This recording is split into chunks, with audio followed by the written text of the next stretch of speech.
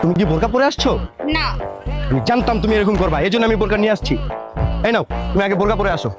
এটা পড়তে হবে? হ্যাঁ, আমি চিন্তা করছি বেপর্দা নারীর দিকে আমি রমজান মাসে তাকাবো না। ওকে, তুমি দাঁড়াও, আসতেছি। আসসালামু আলাইকুম। ওয়ালাইকুম আসসালাম। এখন ঠিক আছে? মাশাআল্লাহ মাশাআল্লাহ, আলহামদুলিল্লাহ, তোমার অনেক সুন্দর লাগতেছে জান। শুকরিয়া। কিন্তু জান, এখানে না চারিদিকে বেপর্দা নারী, বেগানা নারী, বুঝছো? আমি না শপথ করছি কোনো বেপর্দা বেগানা নারীর দিকে তাকাবো না। চলো আমরা একটা রেস্টুরেন্টে যেয়ে বসি, যেখানে আমরা একটা হালাল ইফতার ডেট করবো। চলো ঠিক আছে, চলো। উঠে যাও। মামা একটু আস্তে আস্তে যাও। হ্যাঁ আস্তে আস্তে যাবে মানে? তুমি যাবে না? হ্যাঁ জান, আমি যাবো তো, আমি তো আরেক রিক্সায় যাবো। মানে আরেক রিকশায় কেন?